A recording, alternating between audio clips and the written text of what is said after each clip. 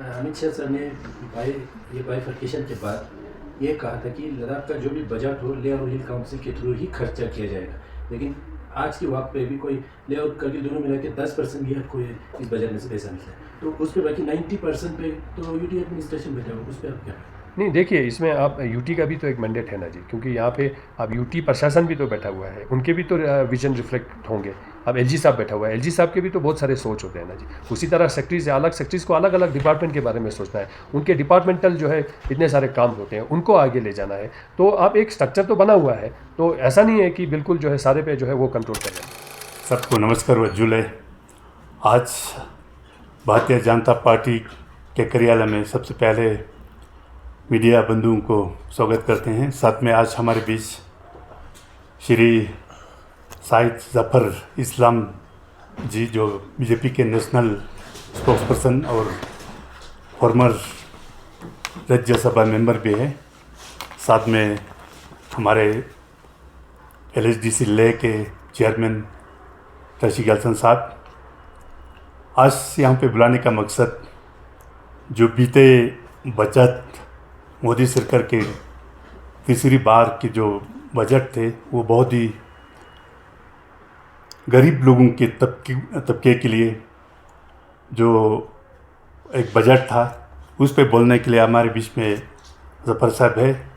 इसके अलावा भी आप लोगों ने देखा कि कल परसों में हम एक टीम दिल्ली गए थे, वो भी काफ़ी फ्रूटफुल रहा है और उसमें भी आने वाले दिनों में हमें उम्मीद है कि 2-4-5 डिस्ट्रिक्ट होने की हमें उम्मीद है। साथ में राजकोट में एक और एक्स्ट्रा बटालियन होने की भी पूरी हमें आश्वासन दिया है। साथ में जो बॉडी लैंग्वेज है उसको भी 8 शेड्यूल में जितना जल्दी हो सके शामिल करने की भी हमें आश्वासन मिला है। तो मैं ज़्यादा ना बोलते हुए खासकर आज हमारे बीच में हमारे खास मेहमान है, मैं उनसे रिक्वेस्ट करूंगा शायद जफ़र इस्लाम जी से कि नेशनल जो बजट है उसके ऊपर आप 2-4 शब्द बोले। Thank you. बहुत बहुत धन्यवाद। और आप सभी मीडिया के बंधुओं का आज स्वागत है लेह के कार्यालय में, बीजेपी के कार्यालय में। देखिए, मेरा पहला विजिट है और पहली बार आप लोगों से ही मुलाकात हो रही है। अच्छा लग रहा है आप लोगों के बीच रूबरू होके। आज मौका मिला है मुझे भी कुछ बात करने का, और मुझे ऐसा लगा था कि यहाँ पर मीडिया बहुत कम, छोटा सा प्रेजेंस होगा, लेकिन फिर भी जितनी तादाद में है मुझे अच्छा लगा। इतने तादाद में उम्मीद नहीं कर रहा था, लग रहा था 2-3 लोग, 4 लोग होंगे।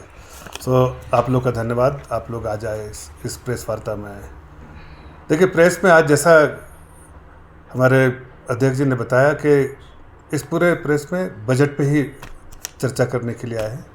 ब्रीफली बजट पे क्या हुआ और किस तरह से जो हमारा विज़न क्या था वो उसके बारे में बात करेंगे।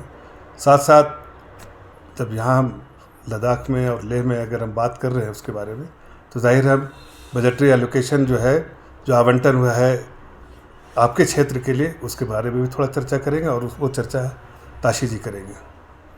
तो मैं जो जनरल बजट जो इस बार का जो है 2024-25 का जो बजट पेश हुआ है, तो आप समझते हैं कि बजट जब किसी देश में पेश होता है, चाहे आप अपने घर से ही सोच लीजिए, तो आप देखते हैं कि कितनी आमदनी है, कितना खर्चा है और कम से कम जो है हमको कर्जा लेना चाहिए। ये फोकस होता है किसी भी परिवार का, किसी भी कंपनी का, किसी भी देश का।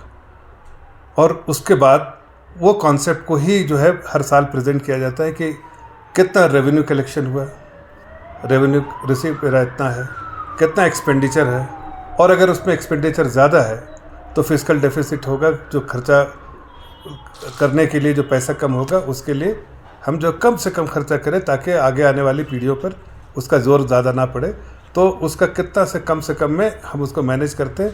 ये अपने आप में पूरी दुनिया देखती है कि किस देश का बजट कैसा है, कितना एक्सपेंडिचर है, कितना रेवेन्यू है, और उसके बाद उसके में कितना डेफिसिट है या सरप्लस है। हमारे देश में जो है बजट जो है सालों साल से आ रहा है डेफिसिट बजट, लेकिन उस पर भी डेफिसिट बजट में देखते हैं कि फिस्कल प्रूडेंस बोलते हैं या फिस्कल डिसिप्लिन, कि किस तरह से फिस्कल डिसिप्लिन जो है देश जो है मैनेज कर रहा है, उसको क्या पॉलिसी इनिशिएटिव इसमें, क्या पॉलिसी डिसीजन है, क्या विज़न है वहाँ के देश का, और उसको बहुत गहराई से जो है पूरे दुनिया देखती है। ख़ास के जो इकोनॉमिक से रिलेटेड है, इकोनॉमिक वर्ल्ड से और जो फाइनेंशियल वर्ल्ड से जो रिलेटेड है उनको तो, और बिज़नेस से रिलेटेड है वो तो सबसे पहले ये देखते हैं कि fiscal deficit, GDP and fiscal deficit का नंबर क्या है। तो और जब कहते हैं लोग कि मैक्रो अच्छा है, तो मैक्रो इकोनॉमिक पैरामीटर्स में ये सारी चीज़ें आती हैं जिसके बारे में मैं चर्चा कर रहा हूँ। तो मैं पहले थोड़ा ब्रीफली इसके बारे में करूँगा कि इस बार के बजट में क्या अच्छा हुआ और किस तरह से पाथ ब्रेकिंग जो है इनिशिएटिव सरकार ने लिया। देखिए, बजट जो है वो विजन डॉक्यूमेंट है। सरकार का कितना रिसोर्सेज है, कहाँ आवंटन करना चाहिए, क्या प्रायोरिटी सेक्टर है हमारा, क्या फोकस एरिया है, कहाँ हमको किसके लिए करना है, और उसी को ध्यान में रखते हुए जब वो जो आपका जो विजन डॉक्यूमेंट है उसको ध्यान में रखते हैं आप आवंटन करते हैं। आदरणीय प्रधानमंत्री जी खुद के लिए तो सोचते नहीं, लेकिन वो देश के लिए सोचते हैं, देशवासियों के लिए सोचते हैं। खास कर जो marginalise section of the society है, गरीब कल्याण, उसके लिए बहुत चिंता करते हैं, मिडिल क्लास के लिए बहुत चिंता करते हैं। इसलिए इसमें हम बारीकी से देखेंगे कि इस बार जो हमारे बजट में आदरणीय प्रधानमंत्री जी की जो सोच है और जो उनका विजन है विकसित भारत का, वो इस पहली बार जो विकसित मोदी 3.0 में पहला विकसित भारत का बजट जो है वो किस दिशा में है, और जो 2047 का जो हमारा संकल्प है आदरणीय प्रधानमंत्री जी का, उसकी अगर आप ठीक से एनालाइज करेंगे, सकारात्मक तौर से देखेंगे, तो आपको साफ दिखेगा, उसी की झलक दिखेगी कि हम जो अमृतकाल 5 साल के अमृतकाल का संकल्प जो है और 2047 का जो संकल्प है उस दिशा में इस बजट को पेश किया गया। इस बजट का जो सबसे बड़ी बात जो है कि पूरे दुनिया में आप देखिए तो इकोनॉमी चरमराती हुई है। आपको ही मालूम होगा, सभी लोगों को मालूम है कि 2014 में जब हमने इस सरकार में आए थे, तो जब देश की अर्थव्यवस्था को इनहेरिट किया था तो चरमराती अर्थव्यवस्था था, और दुनिया में कहा जाता था कि सबसे कमज़ोर लार्ज इकोनॉमी, बड़े देश की जो इकोनॉमी है जो सबसे कमज़ोर है, उसमें से भारत उस 5 देशों में भारत भी था। इसलिए कि पॉलिसी पैरालिसिस, इसलिए कि कोई पॉलिसी इनिशिएटिव नहीं, कोई रिफॉर्म्स नहीं, और 78 करप्शन जो है वो कांग्रेस के यूपीए के समय हुए थे। तो जो अर्थव्यवस्था बिल्कुल लड़खड़ाई थी, वहाँ से आदरणीय प्रधानमंत्री जी ने जब अर्थव्यवस्था को संभाला तो उस वक्त हमारा फोकस रहा कि पहले अर्थव्यवस्था को इकोनॉमी को पटरी पे बैठाने का, जिसलिए कि ट्रेन उसी वक्त आप तेज़ी से रन कर सकते हैं जब मजबूत पटरी हो। न्यू मजबूत हो गया तो आप जो है मंजिल बना सकते हैं। तो आदरणीय प्रधानमंत्री जी ने उस वक्त इस बात की चिंता नहीं की कि किस हालत में हमने चरमराती इकोनॉमी के लिए वाइट पेपर ले आते तो शायद हमारी पार्टी को बहुत फ़ायदा होता, लेकिन देश कमज़ोर हो जाता। तो प्रधानमंत्री जी ने ऐसा फैसला लिया कि वाइट पेपर नहीं लाएंगे। जो 78 जो स्कैम हुए हैं उसको अगर पब्लिक प्लेटफॉर्म में सबको ले आएंगे तो पूरी दुनिया का कॉन्फिडेंस भारतवर्ष से ख़त्म हो जाएगा। देश हित में जैसे सोचने वाले प्रधानमंत्री ने देश हित में सोचा और कहा कि क्रिटिसिज्म हम ले लेंगे, लेकिन जो उनके काले करतूत है उसका क्रिटिसिज्म हम लेंगे, लेकिन हम देश को किसी तरह से भी नीचे नहीं झुकने देंगे। वही हुआ कि उन्होंने सारी जो उनकी तकलीफ थी अब हम इनहेरिट कर लिया और उस वक्त से देश की अर्थव्यवस्था बनाने में लग गए। आज आप देखिए, मैं गर्व से कह सकता हूँ कि मैं थोड़ा सिनॉप्सिस आपको बता रहा हूँ बजट को किस दिशा में 10 साल से सोच रहे थे और आगे के 2047 का जो विकसित भारत का जो संकल्प है वो किस दिशा में हम लेके जा रहे हैं। जो विजन है आदरणीय प्रधानमंत्री जी का, आज जो 2014 से आज तक का जीडीपी जो है हमारा 3 टाइम हो गया, 3x से भी ज़्यादा जीडीपी हो गया। साइज़ ऑफ द इकोनॉमी जो है 3 टाइम बढ़ गया है। अगर 1 रुपये की इकोनॉमी थी तो अब 3 रुपये की इकोनॉमी है, ऐसा समझ लीजिए। और सबसे अहम बात है कि 2004 से 2014 में हमने 11वें स्थान पे अपनी अर्थव्यवस्था को छोड़ा था। ग्लोबल इकोनॉमी के परिप्रेक्ष्य में देखते हैं तो 2014 में हमारी इकोनॉमी जो है 11वें स्थान में थी, 2004 में भी 11वें स्थान में थी। तो पिछले जो यूपीए के समय 10 साल में इकोनॉमी अर्थव्यवस्था हमारी चरमराती रही, ख़राब हो गया। बहुत सारे आपको मैक्रो इकोनॉमिक पैरामीटर्स दे सकते हैं इस बात को दर्शाने के लिए कि किस तरह से इकोनॉमी को उन्होंने ख़राब किया था, चाहे वो इन्फ्लेशन का नंबर हो, चाहे ग्रोथ का नंबर हो, चाहे आपका जो एनपीएस का नंबर हो। सब चीज़ें जो है वो इकोनॉमी को कमज़ोर करती थी। वहाँ से हमने जब 2014 से 24 के बीच में 3 टाइम जीडीपी साइज बढ़ गया है। ग्रोथ हमारा बहुत तेज़ी से चल रहा है। हमारे जो एनपीए जो हमने इनहेरिट किया था, बैंकों की हालत बहुत ख़राब थी, बैंक ऋण देने की हालत में नहीं थी, अब बैंक ऋण देने की हालत में है, हालत ही में नहीं, बहुत मजबूत स्थिति में है। और हमारी जो अर्थव्यवस्था 11वें स्थान से 2014 में आज 5वें स्थान पे है, और 5वीं से तीसरे स्थान में जाने में बहुत थोड़ा सा अंतर है। हम जिस रफ्तार से हमारी इकॉनमी बढ़ रही है, जिस तरह से जीडीपी ग्रो हो रहा है, जिस तरह से इकोनॉमिक एक्टिविटीज़ दिख रही है, जिस तरह से जितना जो हाई फ्रीक्वेंसी डेटा देख रहे हैं, जैसे पीएमआई मैन्युफैक्चरिंग, पीएमआई सर्विसेज, ये सारे जो है उस बात को दर्शाते हैं कि अगर पीएमआई मैन्युफैक्चरिंग देखते हैं 50, उस पर आता है नंबर 50, मतलब इकोनॉमिक एक्टिविटी तेज़ है कोई, और यहाँ तो 60 के ऊपर चल रहा है, ऐतिहासिक है। तो इससे समझ में आता है कि जो पॉलिसी रिफॉर्म्स, स्ट्रक्चरल रिफॉर्म्स आदरणीय प्रधानमंत्री जी ने पिछले 10 सालों में लिया, उसका फ़ायदा आज देश को हो रहा है और देशवासियों को हो रहा है। तो इस बजट में भी कंटिन्यूटी रही हमारी। जो सोच थी प्रधानमंत्री जी की कि देश को मजबूत करता है, देश को तेज़ी से अर्थव्यवस्था को दौड़ाना, और जो पटरी बिछाने का काम था हमने कर दिया, अर्थव्यवस्था को मजबूत बनाने का काम कर दिया। अब अर्थव्यवस्था मजबूती के साथ दौड़े, जैसे आईसीयू से निकले, पहले रूम में लाया, रूम से लाए घर पे लाया, घर से लेकर अब ग्राउंड में आ गए दौड़ने के लिए, वो स्थिति है। चाहे कोई स्टेट हो, बीजेपी रूल्ड हो, नॉन बीजेपी रूल्ड हो, सबको आवंटन, बड़ा आवंटन हुआ है। लेकिन किसी भी बजट स्पीच में किसी भी फाइनेंस मिनिस्टर ने सभी स्टेट के बारे में कभी नहीं जिक्र किया है, इसलिए इस बार भी जिक्र नहीं हुआ था। लेकिन अपोजिशन ने इसको बहुत बड़ा इशू और मुद्दा बनाया, जिससे पार्लियामेंट आज नहीं चल रही। हकीकत तो यह है कि उनके समय भी, मैं अगर उनके समय देखूं तो यूपी भी जो नंबर 1 पे रहता था बजटरी एलोकेशन में, आज भी नंबर 1 पे है। बिहार उनके समय पे नंबर 2 में रहता था, आज भी नंबर 2 में। वेस्ट बंगाल जो है नंबर 3 पे रहता था, हमारे यहाँ नंबर 4 पे है। एमपी जो है उनके यहाँ नंबर 4 पे रहता था, यहाँ नंबर 3 पे है। इतना ही फ़र्क है, बाकी सब स्टेट उसी तरह से आवंटन किया है। अब हमारे मित्र जो हैं ताशी जी, वो आपके प्रदेश में इस बजट में क्या है उसके बारे में थोड़ा चर्चा करेंगे। धन्यवाद। सबसे पहले तो मैं सईद जफ़र साहब का बहुत बहुत धन्यवाद करना चाहूँगा। बहुत ही सरल शब्दों में और स्पष्ट बजट के बारे में जो है उन्होंने यहाँ पे विस्तार से बताया, आप सबके सामने रखा है। देश का इस बार का बजट कैसा रहा है, और जो प्रॉमिसेस करते हैं तो उनको फुलफ़िल करने के लिए किस तरह से काम किया जाता है, तो उनके बारे में अच्छी तरह से इन्होंने चर्चा किया है। मैं ज़्यादा नहीं कहूँगा, मैं भी एक चीज़ इनसे सहमत हूँ, और मैं आपके माध्यम से ये कहना चाहूँगा कि जेन्युइनली जो है, जो मोदी जी कहते हैं उसके ऊपर जो है काम होता है, वो सिर्फ बातों तक नहीं रहते हैं।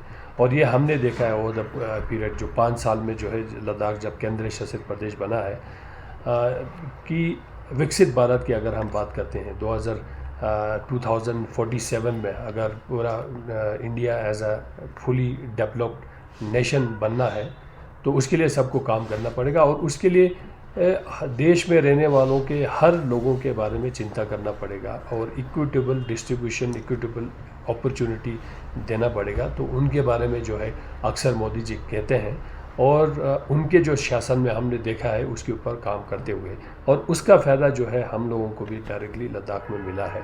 और मैं ये आज आपको दावे के साथ कहता हूँ, क्योंकि इन 5 सालों में जो है विकसित भारत की ओर बढ़ते हुए लद्दाख में भी जो है बहुत डेवलपमेंट हुआ है, और बहुत ज़मीनी तौर पे बहुत काम हुआ है। जो 70 साल में नहीं हुआ है वो आज हुआ है, और आज अगर लद्दाख में इतना काम बन रहा है तो जो इक्विटेबल जो डिस्ट्रीब्यूशन जो बजट में हुआ है उसका एक कारण है, और मोदी जी के इक्विटेबल डिस्ट्रीब्यूशन से जो है लद्दाख को लाभ मिला है। और हर साल जो है हमें 5,958 करोड़ का बजट जो है जब से यूटी बना है सैंक्शन हुआ है। और इंस्पायर्ड ऑफ हम लोगों का जो पिछला बजट जो है 4,500 करोड़ था, क्योंकि हमें बहुत काफ़ी पैसे जो है हम खर्चा नहीं कर पाए थे। लेकिन उसके बावजूद जनरली ट्रेंड देखा है, जहाँ खर्चा नहीं होता है, आपके इतने करोड़ों पैसे बच रहा है, तो आपको जब अगले बार बजट मिलता है तो उसमें कटौती करते हैं। लेकिन इस बार जो है वो नहीं किया। हमारा बजट हमने 4,500 करोड़ पे हमने खर्चा किया था, लेकिन फिर भी जो है हमारा जो जितना बजट हमें एलोकेट किया था उतना खर्चा कर नहीं पाया, उसके बावजूद भी जो है इस बार फिर से जो है सरकार ने जो है हमें पूरा 5,958 करोड़ का बजट दिया, जो कि 32% इंक्रीज़ होके फिर से दिया है इस बार का बजट हम लोगों को। और जिसमें से हमारा 2,882 करोड़ जो है हमारा रेवेन्यू कंपोनेंट है, इंक्लूडिंग उसमें हमारे जो सब्सिडी कंपोनेंट है, और 3,076 करोड़ जो यहाँ के जो है डेवलपमेंट के लिए जो कैपिटल कंपोनेंट में है। तो जिसमें जो है काउंसिल का बजट भी शामिल है, दोनों काउंसिल लेह और करगिल का। और आपके माध्यम से मैं ये भी बताना चाहता हूँ और सरकार को धन्यवाद करना चाहता हूँ, यूटी प्रशासन को धन्यवाद करना चाहता हूँ कि काउंसिल के बजट में भी जो है 13% जो है बढ़ के जो है इस बार हमें मिला है। लास्ट ईयर हमारा बजट जो है 300 करोड़ था, अब इस बार का बजट हमारा 340 करोड़ हुआ है। और उसके अलावा जो है हमें सब्सिडी में भी जो है फिर 25 करोड़ इस बार भी हमें मिला है, जो अक्सर जो है लास्ट ईयर भी हमें मिलता था। और बाकी जो है इन एडिशन टू जो हमारा जो बजट हमें मिला है, उसके अलावा जो सेंट्रली स्पॉन्सर्ड स्कीम्स में हमें अलग से जो पैसे आते हैं, जो PMGSY में आते हैं, CRF में आते हैं, उसी तरह जल जीवन में हमें बहुत सारे पैसे मिलते हैं, प्रधानमंत्री आवास योजना में हमारा बहुत सारे पैसे मिलते हैं। तो ये सारा जो है समग्र शिक्षा में जो है हमें बहुत पैसे मिलता है, मनरेगा में हमें काफ़ी सारे पैसे आते हैं। ये सारा बजट तो हम लोगों को आता ही है, लेकिन हमारा ही जो यूटी का बजट भी जो है जो बियॉन्ड हमारे एक्सपेक्टेशन था। तो मैं सरकार को धन्यवाद करना चाहता हूँ, माननीय प्रधानमंत्री जी को धन्यवाद करना चाहता हूँ, और हमारे फाइनेंस मिनिस्टर माननीय हमारे निर्मला सीतारमण जी मैडम का भी बहुत बहुत धन्यवाद करना चाहता हूँ।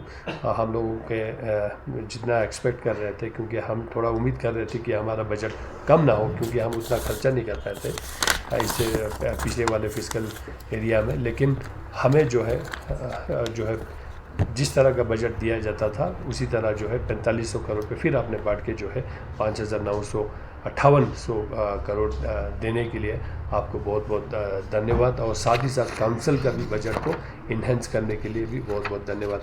और मैं आपके माध्यम से अगर लद्दाख स्पेसिफिक अगर मैं थोड़ा बताऊं, तो आप सबने देखा होगा इतने बड़े बड़े प्रोजेक्ट 5 साल में यूटी के बजट से भी काम चल रहा है, जिसमें जो है हमारे हर स्कूल्स, अगर शिक्षा की अगर हम बात करेंगे तो स्कूल्स के जो है बिल्डिंग्स जो है जो हायर सेकेंडरी और जो हाई स्कूल से, क्योंकि अब हम CBSE में गए हैं, तो CBSE के स्टैंडर्ड को मीटअप करने के लिए जो है SDP में जो है हमने 7 करोड़ जो है हायर सेकेंडरी स्कूल, 7 करोड़ हर हायर सेकेंडरी स्कूल को अपग्रेडेशन के लिए, और 5 करोड़ जो है हर हाई स्कूल को अपग्रेडेशन करने के लिए लेह और करगिल दोनों में जो है यूटी के बजट में दिए हैं। उसके अलावा जो है जितने भी जो मेडिकल सब सेंटर है, इंक्लूडिंग अपग्रेडेशन ऑफ टंगचे medical centre to 30 bedded medical centre, उसके ऊपर भी जो है बहुत बड़ा काम चल रहा है। और जितने भी जो इम्प्रूवमेंट करना था, अपग्रेडेशन करना था मेडिकल सब सेंटर और स्टाफ क्वार्टर बनवाने थे, वो सारा जो है उनके ऊपर काम चल के जो है बहुत सारे काम अभी बन चुका है। और JGM में भी अगर हम देखा जाएंगे तो जो है कभी हमने सोचा भी नहीं था कि लद्दाख के जो है डेमजोग जैसे इलाके में भी जो है घरों में नल से पानी आएंगे। तो ये तो हमारे लिए एक सपना ही था, और आज वो सपना हकीकत में बदल चुका है। आज डेमजोग जो ज़ीरो बॉर्डर पे बैठते हैं, चाना बॉर्डर पे, उनको जो है घरों में नल हर घर में जो है नल से जल मिला जाता है। CDFD रोड पे जो है करोड़ों का लागत से जो है कभी हमने सोचा नहीं था कि बॉर्डर पे इंफ्रास्ट्रक्चर डेवलप होगा। आज अगर हम पेंगोंग का रोड देखेंगे तो आपने देखा होगा वो भी यूटी के बजट से किया हुआ। तुर्तुखानू का रोड बन रहा है, इसी तरह बहुत सारी जगहों पे जो है बड़े बड़े काम हुआ है। तो ये साथ ही साथ जो है मोबाइल टावर के जो भी काम हुआ है, तो ये इस तरह का यूटी का भी बजट में जो है जो 5 साल में जो है बहुत बड़े डेवलपमेंट होते हुए लद्दाख ने देखा हुआ है, कभी हम एक्सपेक्ट नहीं करते थे। और साथ ही साथ जो है जैसे अभी हमारे काउंसिल को जो बजट एलोकेशन करते हैं, तो उसमें जो है डेवलपमेंट का काम तो होता ही है। मैं कुछ चीज़ों को जो पर्टिकुलरली हम लोगों को डायरेक्शन आया है, क्योंकि इस बार का भी अगर बजट का अगर पूरा थीम देखेंगे तो ये बजट का जो मेन प्रायोरिटी जो है 4 चीज़ों को, जिसके बारे में अभी हमारे सईद जफ़र साहब ने जिक्र किया कि पुअर सेंट्रिक और जो है महिलाओं के लिए और हमारे युवाओं के लिए और हमारे अन्नदाता जो फार्मर्स है उनके स्पेसिफिक, उनके इर्द गिर्द जो है इस बजट को पूरा डिज़ाइन किया गया है मेनली, और जो है हमारे जो मिडिल क्लास फैमिली के लोग हैं। और जब भी बजट आता है और जब भी ऑनरेबल प्राइम मिनिस्टर का कोई भी बातचीत होता है तो वो हमेशा से इंश्योर करता है कि वो रिफ्लेक्शन भी है उनके जो मन में जो लार्जर इंटरेस्ट के लिए, जो गरीबों के लिए जो चिंता होते हैं, जो किसानों के लिए, जो फार्मर्स के लिए, जो रिन्यूएबल एनर्जी के लिए, जो सस्टेनेबिलिटी के लिए जो वो बात करते हैं, तो वो अक्सर उनके शब्दों में झलकता है। तो उनसे इंस्पायर होके, और जो हिल काउंसिल के, जो हमारे लेक काउंसिल का हो, यूटी एडमिनिस्ट्रेशन का हो, वो जो है उनसे इंस्पायर होके बना हुआ है। और इन 5 सालों में जो है यूटी लद्दाख में भी जो है बहुत सारे सोशल वेलफेयर स्कीम्स को इंट्रोड्यूस किया गया है, क्योंकि लेह लद्दाख में भी जो है इक्विटेबली जो है हर किसी को अपॉर्चुनिटी मिलना चाहिए, हर किसी के एस्पिरेशंस को मीटअप करने के लिए उनको एक अपॉर्चुनिटी मिलना चाहिए, उनको उसमें सपोर्ट मिलना चाहिए। तो उनको एक सब्सटेंशियल सपोर्ट कैसे दें, उस तरह का जो है स्ट्रक्चर जो है इस यूटी में भी बनाया था। और अगर हम पिछले 5 सालों की बात करेंगे तो हाउसिंग फॉर ऑल में जो है, जैसे हम अगर बताएंगे तो एक तो PMAY जो प्रधानमंत्री आवास योजना के तहत मिलते हैं, उसमें जो उस कैटेगरी में जो फॉल नहीं होते हैं, लेकिन कंपैरेटिवली जो है वो गरीब है और कुछ अनफॉर्चुनेट जो सर्वे गलत होने के कारण जो है उनका स्टेटस को ऊंचा दिखाया जाता है, लेकिन ज़मीनी तौर पे हकीकत में वो गरीबी होते हैं। तो ऐसे लोगों को काफ़ी सारे नेगलेक्ट थे, तो उनको जो है हमने एकोमोडेट करके हाउसिंग फॉर ऑल में जो है हमने हाउसिंग असिस्टेंस PMAY के पैटर्न पे जो है पूरा अभी तक जितने भी जो गैप रहा है उन सबको हमने पूरा फिल करने का पूरा कोशिश किया है। हाउसिंग फॉर ऑल में जो है आज हम जो है नए जो हाउसलेस लोग हैं, जिनके पास रहने के लिए मकान नहीं है, उनको हम मकान बना के दे रहे हैं, जो अभी पहला फेस जो है इसी अक्टूबर-नवंबर तक हमें पूरा उम्मीद है हम लोगों को हैंड ओवर कर पाएंगे। और उसी के साथ जो है रिन्यूएबल एनर्जी पे जो है अक्सर प्राइम मिनिस्टर लद्दाख को कार्बन न्यूट्रल बनाने के लिए जो है हमेशा कहते रहते हैं, तो उसके लिए भी जो है हमने काम किया है। और आज अगर देखा जाएगा तो लद्दाख में जो है सोलर एनर्जी के ऊपर बहुत भरपूर काम हो रहा है, और ये पहला यूटी है जहाँ पे जो है 20% जो है आपको जो है EV व्हीकल, जो कमर्शियल छोटा वाला या नॉन कमर्शियल, उसमें आपको जो है गाड़ी खरीदने पे जो है आपको सब्सिडी मिलता है। और बड़े गाड़ियों पे जो है आपको 50%, जो बस अगर कोई ख़रीदता है, ट्रक कोई ख़रीदता है, तो वहाँ पे आपको 50% तक का भी जो है सब्सिडी मिलता है। तो ये लद्दाख जो है पहला यूनियन टेरिटरी है जो इस तरह से सब्सिडी देते हैं। और उसके अलावा जो है लद्दाख में जो है सस्टेनेबिलिटी, कार्बन न्यूट्रल और लद्दाख के सेंसिटिव इकोसिस्टम को ध्यान में रखते हुए हमने लद्दाख में जो है सब्सिडी पे जो है आज हम STP दे रहे हैं, जिसमें हम 50% सब्सिडी पे दे रहे हैं। अभी उसको इन्हेंस करके 75% तक ले जाने का भी जो है हम लोगों का प्लान कर रहे हैं। होम स्टे पे जो है हमने बहुत बड़ा सपोर्ट किया है। होम स्टेज क्योंकि हम चाहते हैं लद्दाख में जो है रूरल इकोनॉमी बूस्ट हो, रूरल लाइवलीहुड को बढ़ावा दिया जाए, रूरल से अर्बन में ज़्यादा माइग्रेशन ना हो, तो इसलिए जो है हमने रूरल लाइवलीहुड के ऊपर ध्यान में रखे होम स्टेज भी जो है इस 5 साल में जो है काफ़ी सारे दिए। सोलर वाटर हीटर में हमने सब्सिडी दिया है ताकि लोग जो है कार्बन न्यूट्रल के लिए उस पर काम करें। हम प्लांटेशन के ऊपर हमने बहुत काम किया है। हमने जो एग्रो और पेस्ट्रो, इन सब जो सेक्टर है, इनमें जो है हमने काफ़ी सपोर्ट किया है। Ship husbandry, animal husbandry, agriculture department, horticulture department, plantation, इतने सारे के हम जो है आज नोमेडिक किड्स हम सपोर्ट करते हैं। आज हमने जो है पश्मीना डीहायरिंग प्लांट यहाँ पे लगा के सेटअप किया हुआ है। हमने जो है वुड कार्विंग में जो है जो स्किल्ड होते हैं उनके ट्रेनिंग्स कराते हैं, और साथ ही साथ जो है उनको इक्विपमेंट्स खरीदने का भी जो है हम सब्सिडी जो है लद्दाख ये यूटी में हम देते हैं। और इसी तरह जो है स्किल इन्हेंस में भी जो है हमने बहुत बड़ा एक सपोर्ट किया है। हमने बहुत सारे बच्चों को जो है यहाँ से जो है बेंगलोर तक जो है स्किल डेवलपमेंट के ट्रेनिंग्स के लिए जो है हमने अलग अलग बैच में भेजा है। अभी हाल ही में इस नए यूटी में जो है एक स्किलिंग सेंटर भी जो है यहाँ पे सेटअप हुआ है, जब अभी हमारे बच्चों को यहीं पे हम ट्रेन करते हैं। एजुकेशन सेक्टर में जो है IAS की सिविल सर्विस के कोचिंग्स यूटी लद्दाख में फ्री में किया जाता है। उसी तरह जो है हम लोग जो है SSC के कोचिंग में भी जो है हमने भरपूर जो है सपोर्ट करके लगभग 2 से 2.5 हज़ार बच्चों को जो है ले में जो है हमने फ्री SSC के कोचिंग भी कराया था। तो कहने का मतलब यही है कि जो हमारा जो बजट जो है वो लोगों के सेंट्रिक रहा है, और जिस प्रकार से माननीय प्रधानमंत्री जी अक्सर कहते हैं, और आज इस साल के जो बजट में जो है उन्हीं के शब्दों का, उन्हीं के जो अक्सर वो बोलते हैं, वो जो सोचते हैं, उनका जो वो बातें जो है हमारे फाइनेंस मिनिस्टर जी के बातों में भी जो है रिफ्लेक्ट हो रहा था। और उनका भी यही मानना था कि एक सब्सटेंशियल अपॉर्चुनिटी हर किसी को मिलना चाहिए, इक्विटेबल डिस्ट्रीब्यूशन होना चाहिए, और बजट भी उसी तरह इस साल भी जो है इसी तरह डिस्ट्रीब्यूट किया है। तो हमने भी जो है इस बार के भी बजट में जो है जो पिछले 5 साल में हमने जो बजट में जो है लोगों के हित में काम किया है, उसको ध्यान में रखते हुए इस बार फिर भी जो है सब्सिडी कंपोनेंट में हमने अच्छे खासे, जैसे रिन्यूएबल पे जो है हमने जो है लगभग तकरीबन हमारा 6 करोड़ इस बार हमने रखा है। और तकरीबन शीप हस्बेंड्री में, जो मैं काउंसिल अपने ले काउंसिल की बात कर रहा हूँ, शीप हस्बेंड्री में हमने तकरीबन 2.5 करोड़ के आसपास हमने सब्सिडी अलग अलग कंपोनेंट में रखा है।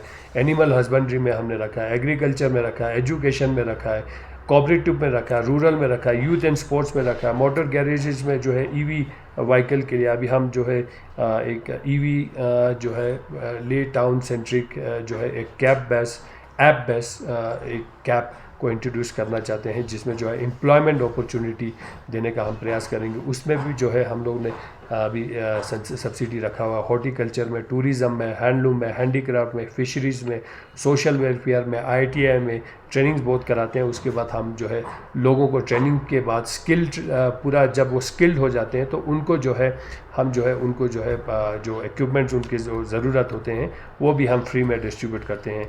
इंफॉर्मेशन डिपार्टमेंट में, हेल्थ सेक्टर में, सॉइल कंजर्वेशन में, कमर्ड एरिया में, तो लगभग ये हमारा जो 25 करोड़ का जो सब्सिडी है हमने मोटे मोटे इन सारे कंपोनेंट में रखा हुआ है। उसके अलावा जो रूरल में अगर मैं थोड़ा सा आपको आउटलाइन करके बताऊं तो हाउसिंग फॉर ऑल में एक हम सब्सिडी जो है पहले देते हैं, इस बार भी हमने रखा हुआ है। और इस बार जो है अब जो अभी हमारे हाउसिंग फॉर ऑल में जो हमारा जो मकाने बन रहा है गरीबों के लिए, हाउसलेस लोगों के लिए, वो पहला फेज़ में तकरीबन 48 लोगों को मिलेंगे, लेकिन उसी को हमने जो है टारगेट करके नेक्स्ट 2-3 ईयर्स में जो है वो 300 तक का हम ले जाने का हमारा पूरा प्रयास रहेगा। तो उसके लिए भी जो है हमने जो है अपने प्लान में जो है वो एक्शन प्लान को रिफ्लेक्ट किया गया है।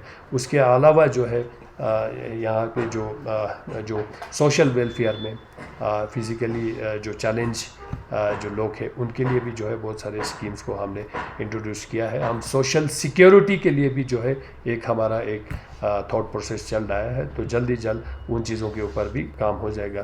तो मेरा यही एक बार आपके माध्यम से यही कहना था। एक तो सईद ज़फ़र साहब, आपका धन्यवाद। आप दिल्ली से स्पेशली जो है आपने जो ये जो बजट के बारे में और लद्दाख के बजट के बारे में जो है मीडिया ब्रीफ करने के लिए आए और हमारे लोगों को इनलाइटन करने के लिए आपने तशरीफ़ लाए, तो उसके लिए आपको धन्यवाद करना चाहूँगा। और आपके माध्यम से और आप मीडिया भाई बंधुओं के माध्यम से जो है मैं माननीय प्रधानमंत्री जी और हमारे फाइनेंस मिनिस्टर निर्मला सीतारमण जी का भी बहुत बहुत धन्यवाद करना चाहूँगा कि लद्दाख को जो है हमारे बजट में 32% इन्हेंस करके आपने जो दिया है, और 5,958 करोड़ का बजट एक बार फिर से लद्दाख को देने के लिए। और हम आपको आश्वासन देंगे जिस ऑब्जेक्टिव के साथ, जिस सोच के साथ आपने ये जो बजट लद्दाख को दिया है, आप लद्दाख को आप किस तरह से देखना चाहते हैं, हम कि आपके सोच पे खड़ा उतरने का पूरा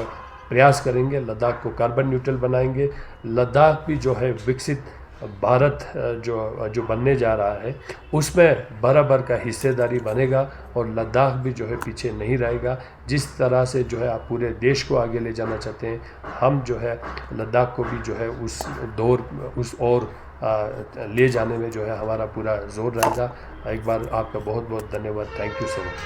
अजीज साहब, ये बजट में 5,900 प्लस करोड़ का आपने बताया, पिछले बार भी इतना ही था, तो ये जो बीच में 32% जो इन्हेंसमेंट का भी बताया आपने, वो ज़रा नहीं, एक्चुअली क्या है जी, ये बजट तो हम लोगों को दिया है 5,958 करोड़, जी पहले भी देते हैं।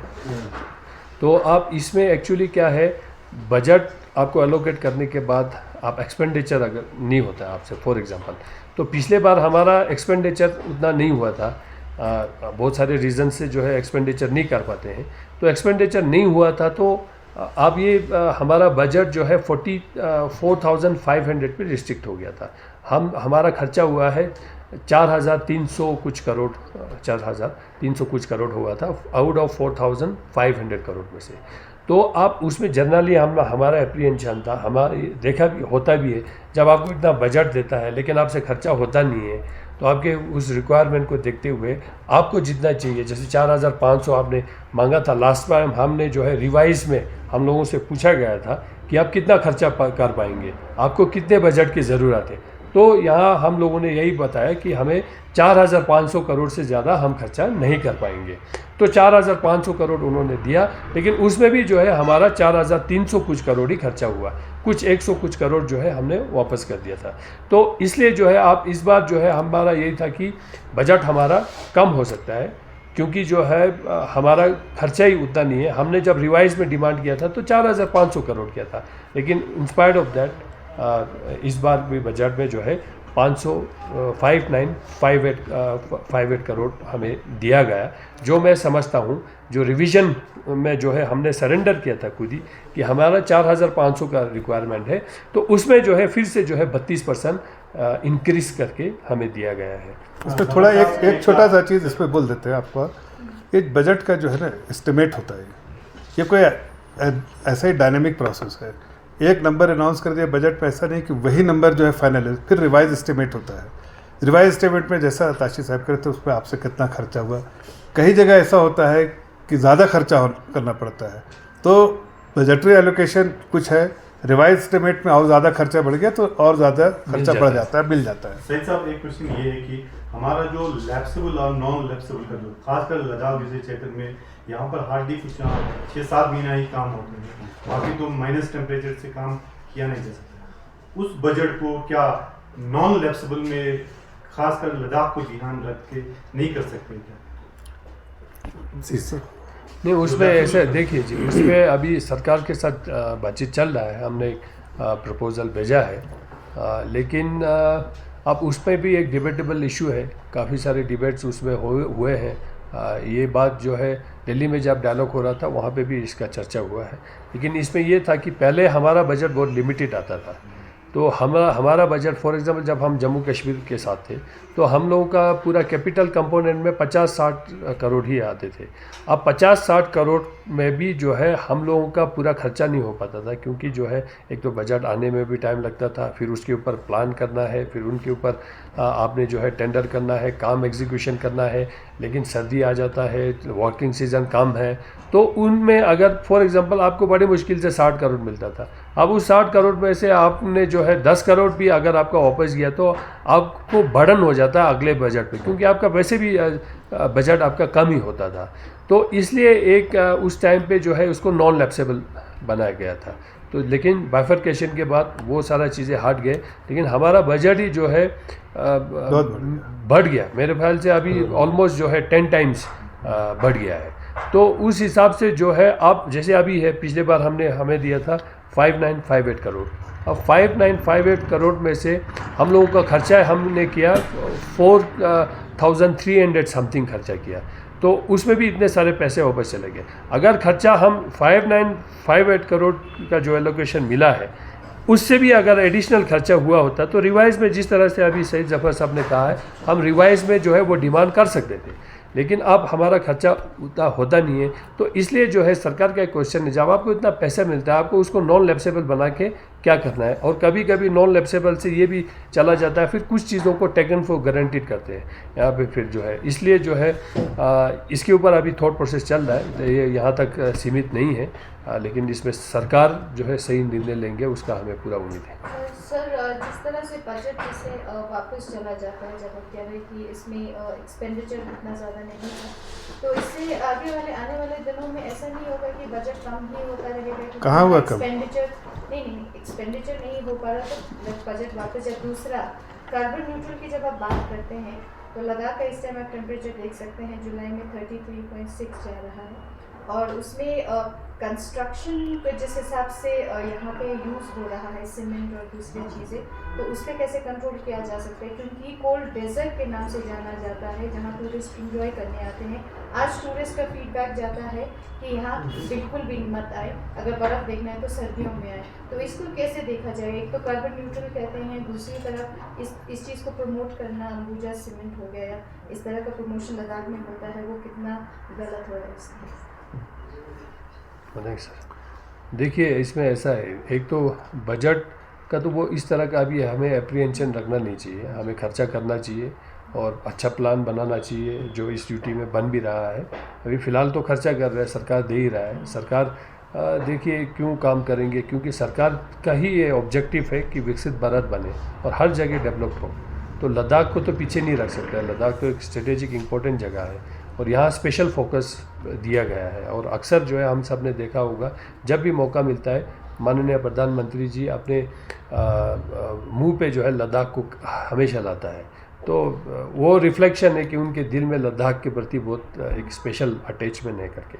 अब बाकी रहा ये जो सस्टेनेबिलिटी की बात है, इसमें अभी आप तो हम लोग को बहुत कुछ करना है, बहुत कुछ सीखना है आप, क्योंकि जो है अभी हम अभी यूटी बना हुआ है।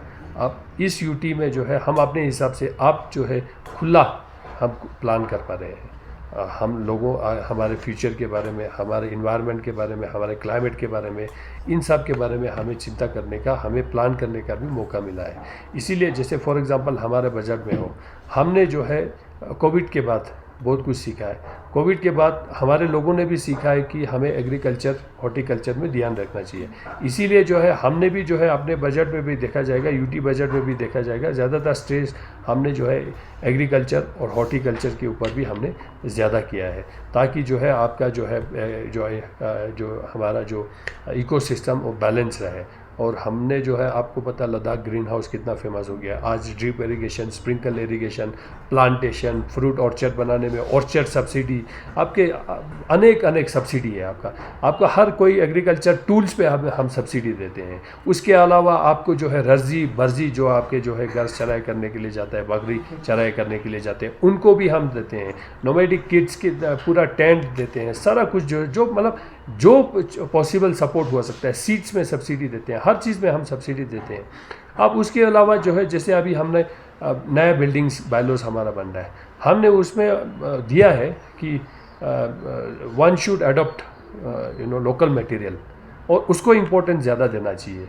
अब लोकल मटेरियल जहाँ हम लोगों का कुछ चीज़ों पे हमने स्पेसिफिक किया गया है कि उसमें लोकल मटेरियल से ही होना है, जैसे स्कूल्स की बिल्डिंग बनाते हैं, ये सारा किया है। आप इंडिविजुअल पे तो आप रोक नहीं लगा सकते हैं फिलहाल, लेकिन सरकार के जितने भी प्रॉपर्टीज़ है उसको हम कोशिश कर रहे हैं। प्री फैब्रिकेशन स्ट्रक्चर्स में हम बहुत सारे बना रहे हैं, जो प्री फैब मटेरियल है, जिससे जो है आपको क्लाइमेट रेजिलेंट है और जो है थोड़ा सा आपको जो है क्लाइमेट को कंट्रोल करके बचाएं, आपको हीटिंग सिस्टम ज़्यादा उपयोग ना करना पड़े। इन चीज़ों के ऊपर भी जो है कुछ काफ़ी सारे काम हो रहा है, लेकिन लोग अभी सेंसिटिव हो रहा है, लोग जान रहे हैं, अभी हम लोग अवेयर हो रहा है कि क्लाइमेट भी एक इशू बना हुआ है यहाँ पे।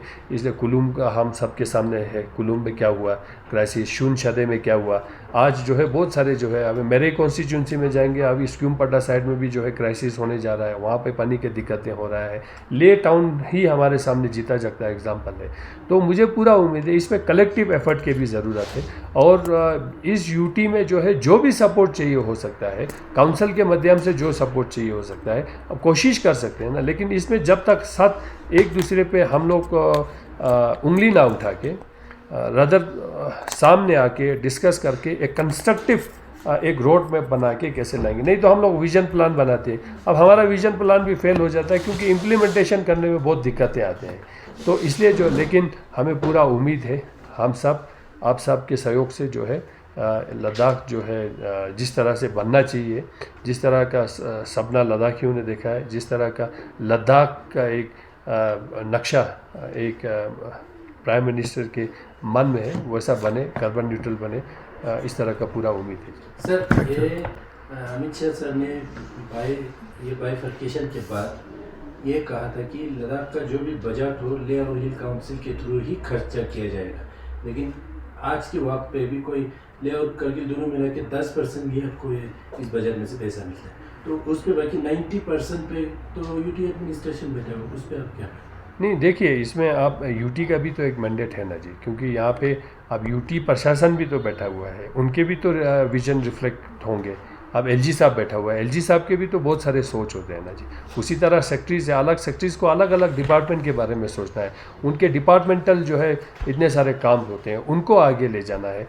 तो आप एक स्ट्रक्चर तो बना हुआ है, तो ऐसा नहीं है कि बिल्कुल जो है सारे पे जो है वो कंट्रोल कर रहा है। लेकिन देखिए फेडरल स्ट्रक्चर जैसे है ना, स्टेट का काम सेंटर तो नहीं करता, सेंटर का काम स्टेट तो नहीं करता, काउंसिल का काम काउंसिल करेगा, स्टेट का काम स्टेट में होगा, यूनियन टेरिटरी का काम यूनियन टेरिटरी करेगी। उसी तरह से सेंटर का काम है एलोकेट करना, यूनियन टेरिटरी का काम है, और काउंसिल का काम है एलोकेशन देना। और फिर उसके बाद जो दोनों का डिफाइंड ऑब्जेक्टिव है कि कैसे कलेक्टिव एफर्ट रहे ताकि यहाँ का जो डेवलपमेंट का जो एजेंडा है, ग्रोथ ओरिएंटेड एजेंडा है, वो पूरा साकार हो। Thank you. 90% और 10% उससे कोई फर्क नहीं पड़ता है, उसमें आपको वाक थोड़ा सा एक ऐड करूंगा जी। देखिए जैसे उसमें अभी एसडीपी में फॉर एग्जांपल कोई भी काम एसडीपी में चलता है, वो काउंसिल से रिकमेंडेशन जाता है, उसका वेट भी जो है काउंसिल से होता है जो प्रायोरिटी सेक्टर्स में है। तो बाकी आरई में जो है जैसे रिवाइज में जो है अगर काउंसिल का बजट के अलावा जैसे हमें 300 करोड़ दिया गया था फॉर एग्जांपल लास्ट ईयर, हमारा खर्चा है 96%। तो अगर हमारा रिक्वायरमेंट ज़्यादा है तो आरई में भी हमें वो पैसा इंश्योर होता था। उसके अलावा एसडीपी और स्टेट सेक्टर में जितने भी जो स्कीम्स है दोनों काउंसिल के थ्रू वेट करके ही लिया जाता है। धन्यवाद, आप सभी लोगों का धन्यवाद। Thank you. Thank you.